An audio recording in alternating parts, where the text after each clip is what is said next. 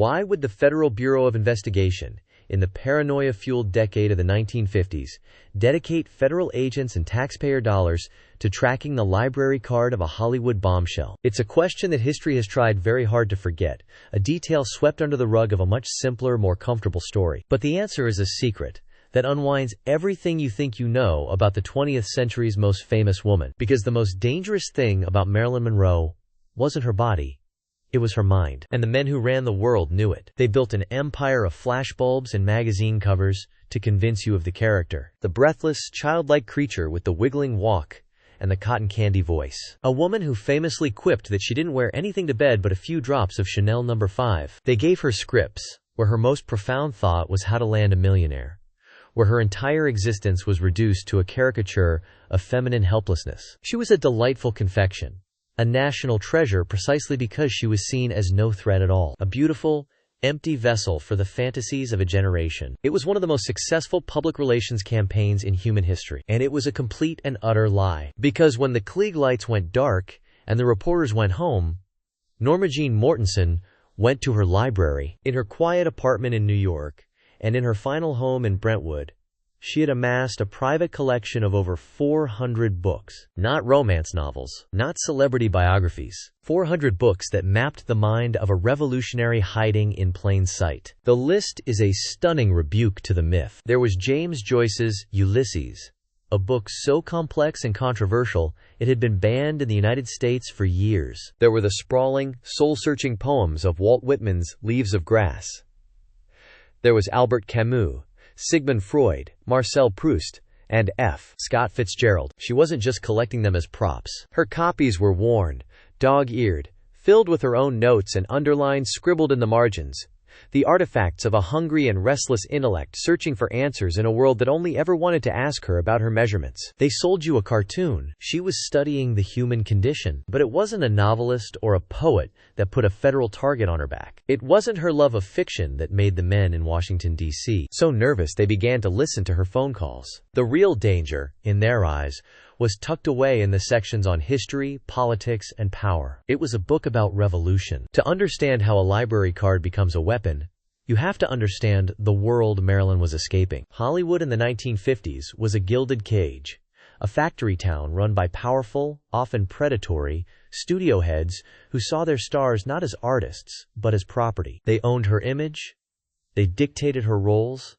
they controlled her every public move. For years, she played the game. She endured the condescension, the dumb blonde questions from journalists, the sheer intellectual loneliness of being the smartest person in a room full of people determined to believe you are the dumbest. She was an actress, and this was the greatest, most painful role of her life. But then she escaped to New York. In 1954, at the absolute peak of her fame, she walked away from a multi-million-dollar contract with 20th Century Fox, a move so audacious it sent shockwaves through the industry. She fled West Coast fantasy for East Coast reality, and it was there that the hidden Marilyn, the intellectual, began to truly emerge into the light. She enrolled in the Actors Studio, run by the legendary Lee and Paula Strasberg. This wasn't a charm school for starlets. It was a serious, artistic institution, a temple for the new wave of method acting that demanded psychological depth and emotional truth. Her classmates were Marlon Brando, Paul Newman, Shelley Winters, serious, dedicated artists. And for the first time,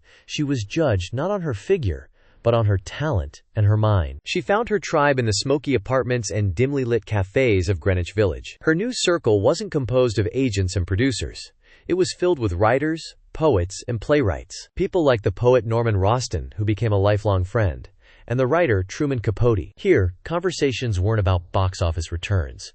They were about psychoanalysis, about the rhythm of a sentence in a Dostoevsky novel, about the political state of the world. She was no longer a commodity to be managed. She was a peer, a thinker. Hollywood gave her a script. In New York, she began to write her own. And it was in this world of intellectual ferment that she fell in love with a man whose mind was considered one of the most formidable, and to some, one of the most dangerous, in America. The playwright Arthur Miller. Their marriage in 1956 wasn't just a celebrity wedding.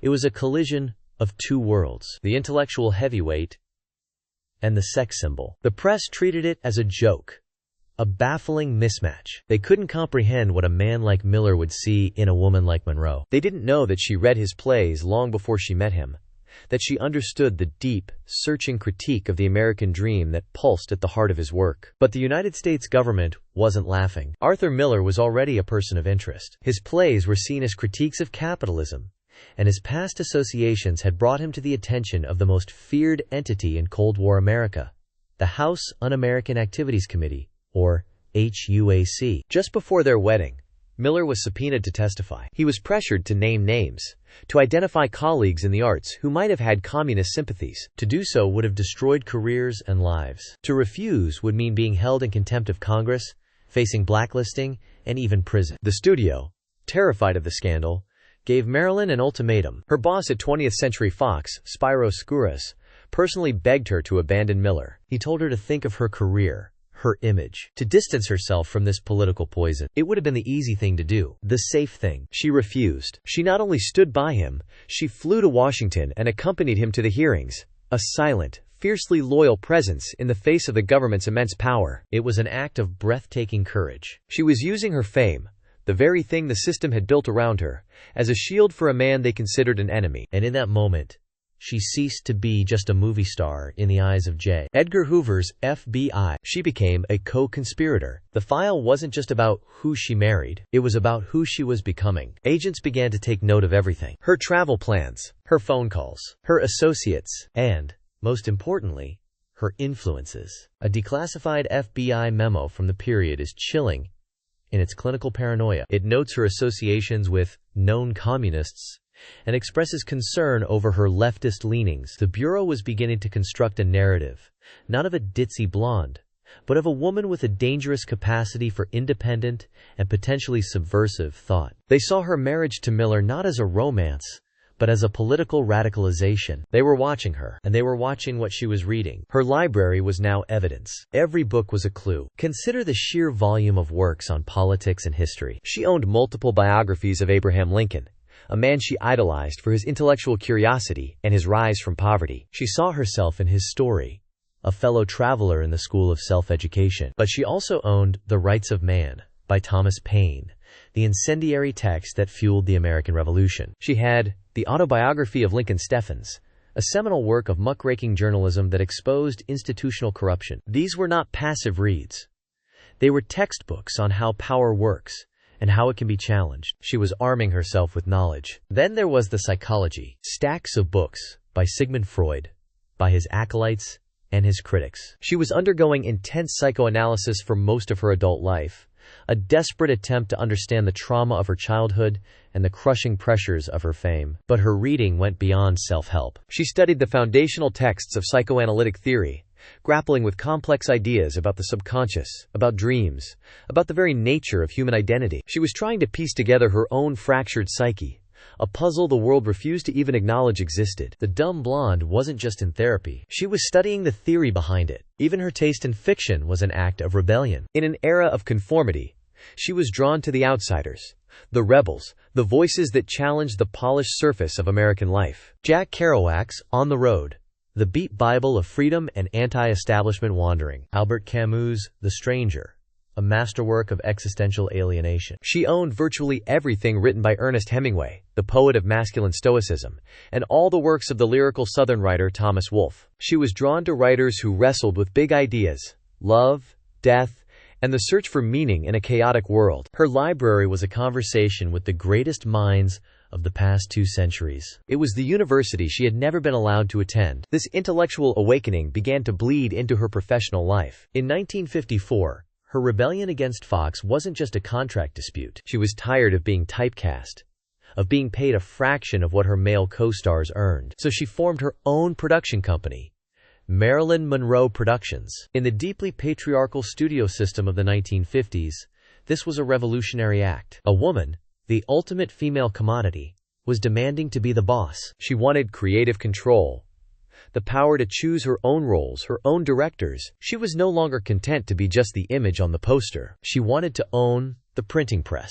This terrified the studio heads. A beautiful woman was manageable. A smart, ambitious, and legally empowered businesswoman was a nightmare. Fox was eventually forced to capitulate, giving her a new contract that was unprecedented in its scope, granting her the very control she had fought for. She had learned how power worked from her books, and now she was putting those lessons into practice. But her intellectual curiosity was leading her into even more dangerous territory. By the early 1960s, her politics, once a private matter, were becoming more overt. She was a vocal supporter of the burgeoning civil rights movement, a friend to artists like Ella Fitzgerald, for whom she personally intervened to break the color barrier at a prominent Hollywood nightclub. She was an early and passionate voice against nuclear proliferation, joining the Hollywood chapter of the Committee for a Sane Nuclear Policy, or SANA. These were not safe, studio-approved causes. In the icy grip of the Cold War, advocating for peace was often equated with treason. Her FBI file continued to grow, filled with reports from confidential informants, gossip columns, and surveillance logs. Then, in February of 1962, just 6 months before her death, she took a trip that sent alarm bells ringing all the way to the top of the Justice Department. She traveled to Mexico City, ostensibly for a shopping trip to buy furniture for her new home. The reality of the trip was far more complex. Mexico City at the time was a hotbed of political intrigue, a safe haven for American writers and artists who had fled the United States during the McCarthy-era witch hunts. It was a community of exiles, many of them with avowed communist or socialist beliefs. Marilyn didn't just shop for rugs, she met with these people. She was photographed with Frederick Vanderbilt Field, an American expatriate who had been disinherited by his wealthy family for his dedication to Marxist causes. The FBI. I saw the pictures. They logged the meetings. In their eyes, she was consorting with known enemies of the state at the absolute height of the Cold War. The Cuban Missile Crisis was just months away. The world was holding its breath, balanced on the razor's edge of nuclear annihilation. And America's biggest movie star was quietly meeting with communists south of the border. What was she talking to them about? What was she learning? The paranoia in Washington was palpable. Her connections to President John F. Kennedy and his brother, Attorney General Robert Kennedy, only made the situation more volatile, more dangerous for everyone involved. She was no longer just a movie star with a curious reading habit. She was a security risk, and as the FBI, the CIA, and potentially even the Mafia began to tighten their surveillance around her, they would have been interested in every detail of her life, especially the books she kept closest to her, the ones on her bedside table in her home on Fifth Helena Drive. Because a person's current reading often reflects their current state of mind, their current obsessions. It wasn't a script or a love letter. It was a roadmap. A roadmap that, in the context of 1962, led directly to the most explosive geopolitical conflict of the era, to the front door of the White House, and to the men who would do anything to keep their secrets buried. On her bedside table, agents would later find a copy of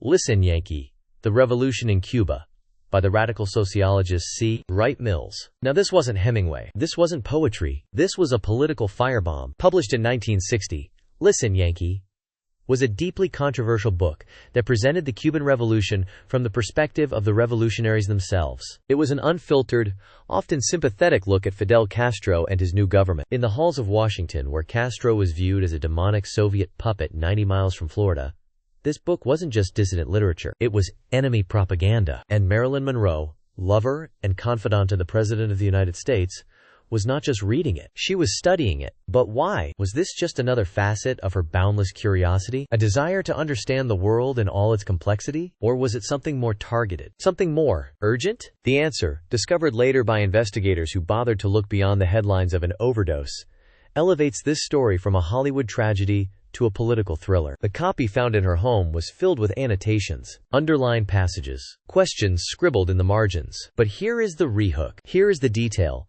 that the official story desperately needed to bury. According to reports from the first officers on the scene, reports that later vanished, the most damning annotations weren't in Marilyn's distinct, looping handwriting. They were written in a tighter, more masculine script. Someone else had been reading this book with her. Someone was guiding her through the geopolitical minefield of U.S.-Cuban relations. Someone was providing context, or perhaps confessing. Who was this second reader? Was it one of the communist exiles she met in Mexico, continuing her education from afar? Or was it someone with far more direct knowledge of American foreign policy? Someone who had been in the room when the decisions were made? Someone who felt betrayed by the system they served and saw in this lonely, intelligent movie star a sympathetic ear? Suddenly, the narrative shifts. Marilyn is no longer just a passive consumer of dangerous ideas. She is a collaborator, a confidant in a dialogue about the single most explosive foreign policy disaster of the Kennedy administration, the failed Bay of Pigs invasion of 1961, a CIA-backed operation that JFK had inherited and catastrophically approved, an operation that had deeply embarrassed the White House and created a climate of intense paranoia and distrust between the president and his own intelligence agencies. What if the notes in that book were a post-mortem? What if Marilyn, through her conversations with Jack, or, more likely, with the deeply involved Attorney General Robert Kennedy, was being fed classified details about the CIA's incompetence, the internal power struggles, the secret deals that went wrong? It's been long rumored that both Kennedy brothers used her as a sounding board, a beautiful, intelligent woman outside the political machine to whom they could vent their frustrations. They underestimated her. They thought they were talking to a doll. They didn't realize they were talking to a sponge, a mind that absorbed everything, a woman who then went and did her own research, cross-referencing their pillow talk with the works of C. Wright Mills. She wasn't just a security risk anymore because of who she knew. She was a threat because of what she was putting together, the puzzle pieces she was connecting. Her trips to her psychiatrist, Drive Ralph Greenson, were becoming more frequent, more intense. She was being torn apart by the weight of the information she carried. The official story is that Greenson was treating her for depression and addiction, but the relationship was far more complex, and perhaps far more sinister. Greenson was a pioneer of a particularly intense form of psychoanalysis, one that blurred the lines between doctor and patient. He became a fixture in her home, a director of her daily life. He monitored her calls. He vetted her friends. He prescribed the powerful barbiturates that would ultimately kill her. The question that has haunted researchers for decades is this: who was Dr. Greenson really working for? Was he a dedicated, if overly involved, therapist trying to save a troubled soul? Or was he an asset? Was he placed in her life to monitor and control her? His files on Marilyn, which should have been a complete record of her innermost thoughts, were strangely edited. Pages were missing. Key sessions from her final weeks were summarized in a few sterile sentences. Was he reporting her state of mind and what she was saying about the Kennedys in Cuba to someone else? The Attorney General, perhaps? Or even the CIA? Who would have been desperate to know what the Kennedys were saying about them? Imagine the pressure cooker of her life in the summer of 1962. She's being professionally sidelined by Fox Studios after being fired from the film Something's Got to Give. Her romantic connections to the Kennedys are fraying as they begin to see her not as a lover, but as a political liability. And she is sitting on a powder keg of state secrets, shared in moments of intimacy, which she now understands could destroy the men she once loved. This is where the legend of her Little Red Diary comes from. While a physical diary was never found, many of her confidants confirmed she was a meticulous note-taker. She kept notebooks filled with her thoughts, poems, and, critically, conversations she'd had. These were not the diaries of a teenage girl, but the logs of a woman trying to make sense of a dangerous world she had been pulled into. A world where her knowledge of the CIA's secret war on Castro, of plots to assassinate foreign leaders, plots known as Operation Mongoose, was not academic. It was firsthand. And the mafia connection cannot be ignored here. The CIA, in its desperation to eliminate Castro, had entered into a devil's bargain with the very organized crime figures that the Attorney General, Robert Kennedy, was publicly prosecuting. Mob boss Sam Giancana, a man who also shared a lover with Jack Kennedy, was helping the CIA try to kill Castro while RFK was trying to put him in prison. The hypocrisy was staggering. The potential for blackmail was immense. And Marilyn was at the nexus of it all. She knew the president. She knew the Attorney General. She knew Frank Sinatra, who was the bridge to Giancana and the mob. And now, she was reading books about the very revolution they were all trying to secretly overthrow. She was the one weak link in a chain of catastrophic secrets. She wasn't just connecting the dots. She was the dot that connected everyone. What would happen if this deeply emotional, increasingly unstable woman decided to talk? Not out of malice, but perhaps just to unburden her soul? What if she called a press conference? What if,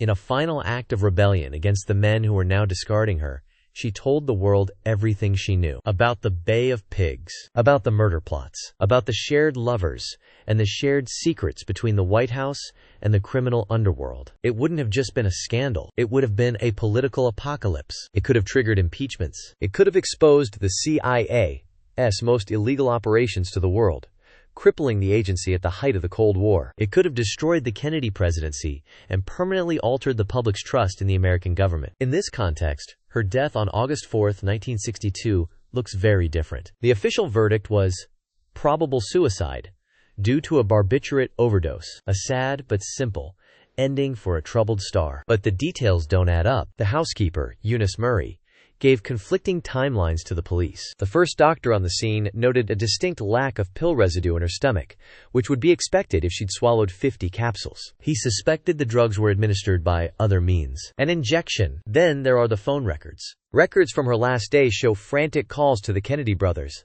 none of which were returned. But there are also missing hours, a period of time where the phone lines to her house were mysteriously dead. And the most damning piece of evidence of all, her notebooks, her so-called red diaries, and that annotated copy of Listen Yankee were all missing from the scene by the time the official investigation was underway. Wiped clean, as if the most important parts of her life, her thoughts, her evidence, had simply evaporated into the humid California night. The men who had the most to lose were the men with the power to control the narrative. The Attorney General, Robert Kennedy, was in fact in Los Angeles on the day she died, a fact his defenders have tried to obscure for decades. Did he go to her house that night? Not to harm her, perhaps, but to retrieve the incriminating materials? Did an argument ensue? Did things spiral out of control? Or was the cleanup operation handled by a more professional, more ruthless organization? The CIA had perfected the art of plausible deniability and had techniques for making deaths look like suicides or accidents. They had every reason to silence the one person who could expose their unholy alliance with the mafia and their illegal war against Cuba. The story she could tell was a direct threat to national security. In their cold calculus, what is the life of one movie star compared to the stability of the state? This is the central, terrifying question. Was Marilyn Monroe a casualty of her own fame and despair? Or was she the first victim of a cover-up that reached all the way to the Oval Office? Her library was the key. It shows us a woman who was actively seeking the truth. She was building a case. And in the paranoid, high-stakes world of Cold War politics, sometimes the most dangerous thing you can do is read. We will never know for certain what happened in the final hours at 5th Helena Drive. The truth was professionally and efficiently erased, buried under decades of carefully constructed myth. The myth of the tragic, lonely star who simply couldn't handle the pressure. It was a perfect story, because it was believable. It was the story they needed the world to hear. The dumb blonde, the fragile victim. It was the most successful part of the cover-up, because it made the very idea of her as a political threat seem absurd. But her library tells a different story. The books don't lie. They show a mind at work, a citizen becoming aware. She wasn't a victim of her own fragility. She was a casualty of her own intelligence. She saw the men who ran the world, not as gods or presidents, but as flawed, dangerous men. And she wrote it all down. They didn't just fear her voice. They feared her words, her memory, her proof. Her death wasn't a sad final chapter. It was a redaction, a black line drawn through the most dangerous paragraphs of her life story. We are left with the negative space, the missing diaries, the silenced witnesses, the conflicting timelines, the official reports that raise more questions than they answer. The powerful men she knew went on to shape history. Her story was relegated to a cautionary Hollywood tale. In the end, perhaps the greatest secret wasn't about plots or affairs. It was about Marilyn Monroe herself. The woman they created for the screen was a fantasy. The woman they destroyed in private was real, complex, and far more dangerous to them than we were ever meant to know. Her ghost doesn't haunt Hollywood. It haunts the corridors of power, a perpetual reminder that the brightest lights can be extinguished to protect the darkest secrets. The official story is just that, a story. The boulevard is filled with them. But some stories demand to be rewritten. To keep searching for the truth hidden in the shadows, subscribe to Boulevard _ of _ Monroe. The pavement is old, but the